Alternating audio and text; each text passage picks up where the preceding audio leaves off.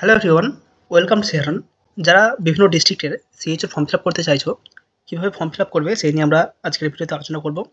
পুরো step by step full process রয়েছে, কোনো স্কিপ না করে ভিডিওটি দেখতে পারো। আশা করি নিজেরা ফর্ম ফিল আপ করতে পারবে।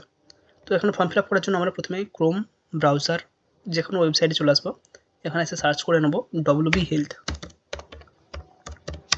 তো ডব্লিউবি হেলথে সার্চ করার পর আমাদের প্রথম যেই ওয়েবসাইটটা ওপেন হবে ডব্লিউবি হেলথ পোর্টাল www.wbhealth.gov.in। তো এখানে আমরা ক্লিক করে নেব। এখানে ক্লিক করলেই আমাদের এই ধরনের ইন্টারফেস ওপেন হবে। এখানে আমরা গভর্নমেন্ট অফ ওয়েস্ট বেঙ্গল দেখতে পাচ্ছি, health and family welfare department. তো এখানে আমরা বাম দিকে অনেক মেনু দেখতে পাচ্ছি। এখানে হোম রয়েছে, অ্যাবাউট আস, এখানে ব্লাড ব্যাঙ্ক ডাউনলোড।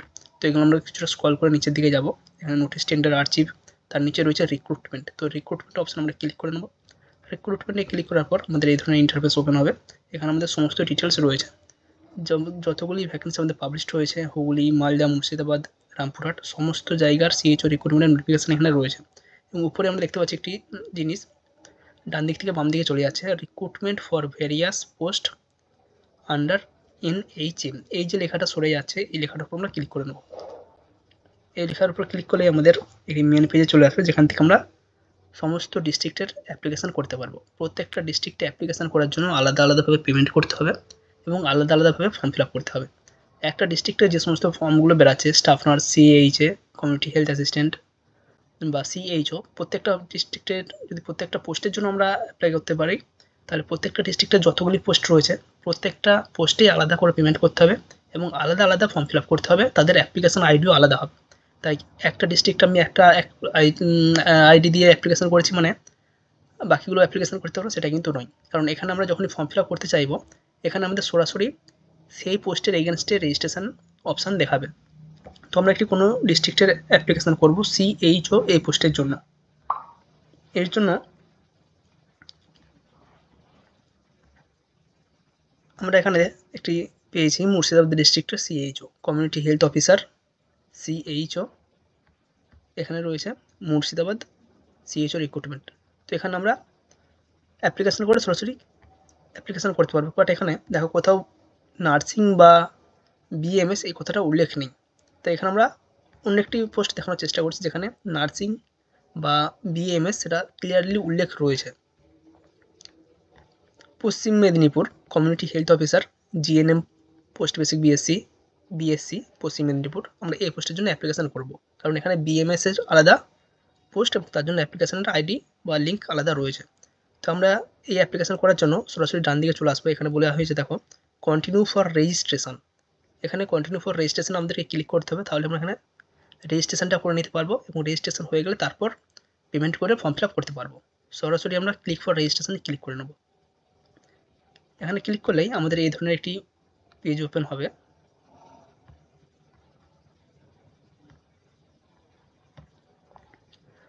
দেখো এখানে যে ডিটেলসগুলো দিতে বলা হয়েছে, নেম অফ দ্য পোস্ট আর ক্যাটাগরি, কোন পোস্টের জন্য অ্যাপ্লিকেশন করতে চাইছি, কমিউনিটি হেলথ অফিসার সরাসরি এখানে উল্লেখ রয়েছে। নেম অফ দ্য টাইটেল, যে অ্যাপ্লিকেশান করছে তার টাইটেল কী রয়েছে, মিস, মিস্টার, মিস্ট্রেস যা রয়েছে। তো আমরা এখানে ক্লিক করে নেব। জেন্ডার এখানে চুজ করতে হবে। Are you physically handicapped, no. Mobile number এখানে বসাতে হবে।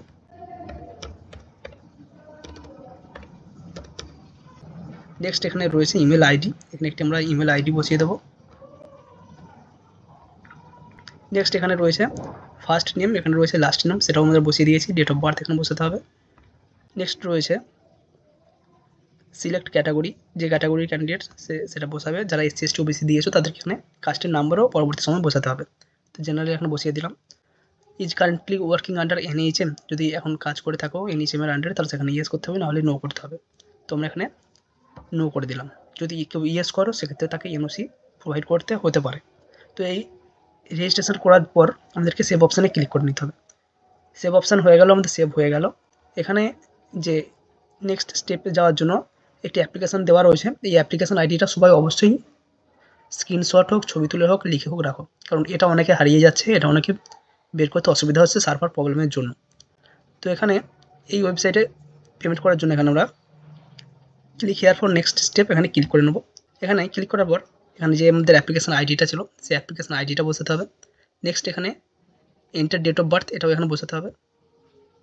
ডেট অফ বার্থ বসানোর পর আমরা সাবমিট অপশানে ক্লিক করবো। নিচে ফরগট অ্যাপ্লিকেশন আইডি রয়েছে, ভেরিফাই পেমেন্ট করেছে, এই দুটোতে আমরা কোনোটাই ক্লিক করবো না, জাস্ট এখানে অ্যাপ্লিকেশন আইডি দেবো, এখানে ডেট অফ বার্থ দেবো, তারপর সাবমিট অপশানে ক্লিক করবো। এরপর তোমার কাছে একটি পেমেন্ট মোডের অপশান রয়েছে অনলাইন, জাস্ট অনলাইনে যেহেতু পেমেন্ট হবে তাই তোমাকে অনলাইন চুজ করতে হবে, কোনো অফলাইন অপশান থাকবে না। এখানে ক্লিক করার পর তোমার কাছে এই ধরনের পেজ আসবে যেখানে 4টে অপশান রয়েছে, ক্রেডিট কার্ড, ডেবিট কার্ড, আদার ডেবিট কার্ড বা ইন্টারনেট ব্যাঙ্কিং। যার যেটা রয়েছে সে সেটা করবে। কারো যদি ডেবিট কার্ড বা এটিএম কার্ড থাকে সেক্ষেত্রে সে ডেবিট কার্ড চুজ করবে, কারো ক্রেডিট কার্ড থাকলে সে ক্রেডিট কার্ড চুজ করবে। তারপর তোমার ক্রেডিট কার্ডের বা ডেবিট কার্ডের যে 16টা নাম্বার রয়েছে সে 16 ডিজিট নাম্বার এখানে বসাবে। তার নিচে এক্সপাইরেশন ডেট রয়েছে, মান্থ এবং ইয়ার, সেটা তোমাকে চুজ করে বসিয়ে নিতে হবে। আর একটি রয়েছে দেখো সিভিভি নাম্বার বা সিভিসি নাম্বার, এই সিভিসি নাম্বারটা তোমাকে বসাতে হবে এবং তার নিচে কার্ড হোল্ডার নেম, যার নামে কার্ড রয়েছে তার নাম্বারটা এখানে, তার নাম বসিয়ে এখানে প্রসিড উইথ পেমেন্ট, এখানে তুমি যে ক্যাটাগরির জন্য অ্যাপ্লাই করেছো সেই ক্যাটাগরি এখানে অটোমেটিক্যালি অ্যামাউন্ট সিলেক্টেড হয়ে যাবে, কারো 50, কারো 100। তারপরে এখানে তোমার কাছে একটা ওটিপি নাম্বার যাবে, যেই ওটিপি নাম্বারটা তোমাকে এখানে বসাতে হবে এবং তারপর যে সাবমিট অপশানে রয়েছে দেখো রেড, এই রেড সাবমিট অপশানে তোমাকে ক্লিক করতে হবে, তাহলে তোমার পেমেন্ট হয়ে যাবে, আর কোনো অপশান বা কোনো সমস্যা নেই। এখানে রয়েছে দেখো পেমেন্ট রিসিভড, তারপর তোমার যে পেজ সেই পেজ ওপেন হয়ে যাবে। এখানে তোমার পেমেন্ট আইডি, রেজিস্ট্রেশন আইডি এবং তুমি কোন পোস্টে অ্যাপ্লিকেশন করেছো, তোমার নাম, ডেট অফ বার্থ সবই চলে আসবে। এরপর জাস্ট গো টু অ্যাপ্লিকেশান এখানে ক্লিক করে নেবে। অপশানে ক্লিক করার পর আমার কিন্তু পেজ ওপেন হয়ে গেছে। কারো কারো ডাইরেক্টলি পেজ ওপেন হচ্ছে, আবার কারো কারো পেজ ডাইরেক্টলি ওপেন হবে না, সেক্ষেত্রে তোমার পপ অ্যাপ সিন একটা দেখাবে, সেক্ষেত্রে তোমাকে সেটা ক্লিক করতে হবে, তাহলে কিন্তু তোমরা এই পেজে আসতে পারবে, নইলে বারবার ওই একই জিনিস দেখাবে। কারো যদি ওইখানে প্রবলেম হয় অবশ্যই কমেন্ট করবে বা হোয়াটসঅ্যাপ করতে পারো, ওই জায়গাটা কিন্তু কিছুই না, জাস্ট ওখানে পপ আপটা অফ করে দিলেই তোমার এই পেজে চলে আসবে। এখানে যে সমস্ত ইনফরমেশানগুলি প্রোভাইড করতে বলেছে সেগুলো অবশ্যই দেবে। গার্জেনের সঙ্গে তোমার কী সম্পর্ক, গার্জেনের নেম, তোমার ম্যারিটাল স্ট্যাটাস, তোমার ন্যাশনালিটি, তোমার রিলিজিয়ান, এছাড়াও তোমার অ্যাড্রেস, তোমার সাথে কোথায় কমিউনিকেট করবে, সেটা তোমার পার্মানেন্ট অ্যাড্রেস হতে পারে বা তুমি এখন যেখানে রয়েছো সেই অ্যাড্রেস হতে পারে, দুটো রকম দেওয়া রয়েছে। যেখানে তোমার কমিউনিকেশন করা হবে সেই অ্যাড্রেস একটা দেওয়া হবে এবং একটা পার্মানেন্ট অ্যাড্রেস দেওয়া হবে। যদি দুজনের একই হয়ে থাকে বা দুটো যদি তোমার একই হয়ে থাকে সেক্ষেত্রে তুমি সেম চুজ করবে। এরপর দেখো রয়েছে আধার কার্ডের ডিটেলস। আধার কার্ডের ডিটেলসের মধ্যে তোমাকে জাস্ট আধার কার্ডের নাম্বার দিতে বলা হয়েছে। তারপর রয়েছে ল্যাঙ্গুয়েজ নোন, তুমি কটা ল্যাঙ্গুয়েজ জানো, ইংলিশ, বেঙ্গলি, হিন্দি, আদার্স কী কী জানো সেটা তোমাকে এখানে টিকচিহ্ন দিতে বলা হয়েছে। কেউ যদি 3টেই জানো সে 3টেই টিকচিহ্ন দেবে। তারপর রয়েছে একদম নিচের দিকে রয়েছে দেখো একটা ফাঁকা জায়গা রয়েছে যেখানে বক্সে আমি বেঙ্গলি লিখেছি, এখানে তোমার লোকাল ল্যাঙ্গুয়েজ কী সেটা তোমাকে চুজ করতে হবে, যার বেঙ্গলি সে বেঙ্গলি, কারো যদি নেপালি হয়ে থাকে সে নেপালি। তার নিচে রয়েছে নেম অফ দ্য কাউন্সিল, কোন কাউন্সিল থেকে তুমি নার্সিং পাস আউট করেছো তার নাম। তার বাম দিকে রয়েছে দেখো রেজিস্ট্রেশন ডেট, কোন দিন তুমি রেজিস্ট্রেশন পেয়েছো বা কোন তারিখে তোমার রেজিস্ট্রেশন ইস্যু করা হয়েছে, ইস্যুইং ডেট যেটা রয়েছে সেটা দেবে, এবং প্রফেশনাল রেজিস্ট্রেশন নাম্বার বা রেজিস্ট্রেশন সার্টিফিকেট বা reciprocal registration number from WBNC এটা দেবে। এরপর দেখো একদম নিচের দিকে রয়েছে একটি টেবিল রয়েছে যেখানে তোমার সেকেন্ডারি এডুকেশনের নাম্বার, হায়ার সেকেন্ডারি এডুকেশনের নাম্বার, জিএনএমের নাম্বার দিতে বলা হয়েছে, যাদের বিএসসি তাদের বিএসসির নাম্বার। সেকেন্ডারি নাম্বার দেবে, কোন ইয়ারে পাস আউট করেছো, কত মার্কসের মধ্যে কত মার্কস পেয়েছো এবং কোন কোন সাবজেক্টে তোমার স্পেশালিস্টই ছিল বা কোন কোন সাবজেক্ট তুমি পড়েছো। এইচএসের ক্ষেত্রেও একই, টোটাল কত মার্কসের পরীক্ষা দিয়েছো, কত মার্কস পেয়েছো। এখানে দেবে যখন ফিল আপ করবে একটা জিরো আগে থেকে যাচ্ছে, এই জিরোটা সরিয়ে দেওয়ার চেষ্টা করবে, অটোমেটিক্যালি পার্সেন্টেজ ক্যালকুলেট হয়ে যাবে। ইয়ার অফ পাসিং, কোন ইয়ারে পাস আউট করেছো এবং কী কী সাবজেক্টে কোন কোন সাবজেক্টে নিয়ে তুমি পড়েছো। এরপর যেটা নিয়ে মেন প্রবলেম হচ্ছে জিএনএম, জিএনএমে তোমার কত মার্কস বসাবে সেটা নিয়ে তোমাদের অনেকেরই প্রবলেম হচ্ছে। সেক্ষেত্রে বলবো তোমরা 3টে ইয়ারে টোটাল যে মার্কসের পরীক্ষা দিয়েছো সেই মার্কসটাই বসাবে, কারণ এখানে বলা হয়েছে full marks in final year, final ইয়ারে তুমি কত মার্কস পেয়েছো সেটা এখানে দিতে বলা হয়েছে। সেই হিসাবে দাঁড়ালে কিন্তু থার্ড ইয়ারের মার্কস দিলেও হবে, কারণ ফাইনাল ইয়ার বলতে থার্ড ইয়ারকেও বোঝানো হয়।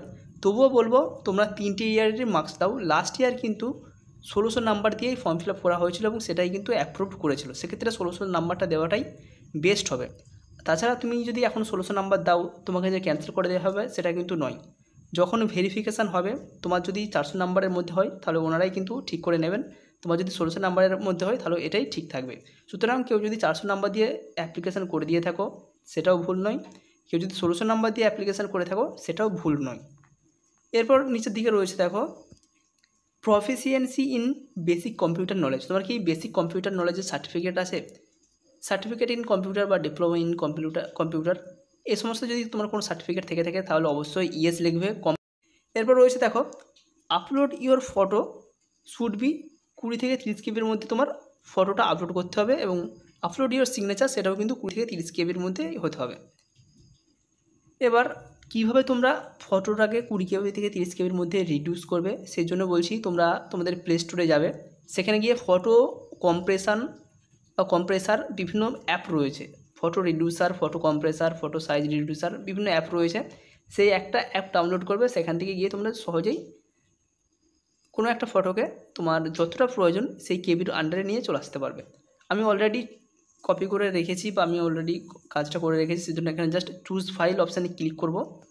চুজ ফাইল অপশানে ক্লিক করার পর এখানে যে আমার 4টে অপশান এসছে, camera, camcorder, recorder, file, just ফাইলে আমি ক্লিক করব। তোমাদের যেখানে থাকবে সেখান থেকে তোমরা জাস্ট এখান থেকে বেছে নেবে। এখানে আমার সাইন এবং সিগনেচার কিন্তু দুটোই চলে এসেছে 20 কেবির মধ্যে, সুতরাং প্রথমে আমি ফটোটা চুজ করে নেব। এরপর তোমার এখানে ফটোটা কিন্তু অটোমেটিক্যালি শো করবে, দেখবে আমার ফটো কিন্তু এখানে চলে এসেছে। এরপর আমি জাস্ট সাইনটা চুজ করে নেব। চুজ ফাইল একইভাবে তোমার যেখানে ফটো তুমি রেখেছো সেই ফাইলটা তুমি চুজ করে নেবে। এরপর একদম নিচের দিকে রয়েছে দেখো বাম দিকে কোণে ডিক্লারেশনের নিচে একটা সাদা বক্স রয়েছে, এই সাদা বক্সে ক্লিক করবে, তাহলে এটা টিক হয়ে যাবে। এরপর তোমার আর কোনো কিছু কাজ নেই, তুমি চাইলে একবার সব মিলিয়ে দেখে নিতে পারো, যদি না চাও সেক্ষেত্রে তুমি সেভ করে দিতে পারো। এখানে তুমি দেখে নেবে। এখানে আমি একটা জিনিস করেছি দেখো, জিএনএম যেখানে specialist in or major subject সেখানে আমি অল করেছি। তোমরা চাইলে প্রতিটা সাবজেক্টের প্রতিটা প্র্যাকটিক্যাল পেপারের নাম দিতে পারো বা অল দিলেও অসুবিধা নেই, ঠিক আছে। এরপর আমার যেহেতু সব ঠিকঠাক আছে আমি জাস্ট সেভ ডিটেলসে ক্লিক করে দিলাম। অ্যাপ্লিকেশান সেভ সাকসেসফুলি, আমার কিন্তু অ্যাপ্লিকেশান সাকসেসফুলি সেভ হয়ে গেছে। এখানে আমার পুরো রেজিস্ট্রেশন ফর্ম, আমার অ্যাপ্লিকেশান আইডি, ছবি এবং তার নিচে সিগনেচার রয়েছে। সিগনেচারটা থাকার কথা কিন্তু একদম সিগনেচার অফ দ্য অ্যাপ্লিকেন্ট এখানে, কিন্তু যারাই অ্যাপ্লিকেশান করে না কেন সবারই কিন্তু ছবির নিচে উপরের দিকে সিগনেচার অ্যাড হয়ে গেছে, সুতরাং এটার কোনো প্রবলেম নয়। এভাবে তোমরা ফর্মটা ফিল আপ করতে পারবে। কারো যদি কোনো অসুবিধা হয় কমেন্ট করতে পারো। এই ভিডিও এ পর্যন্তই। Thank you.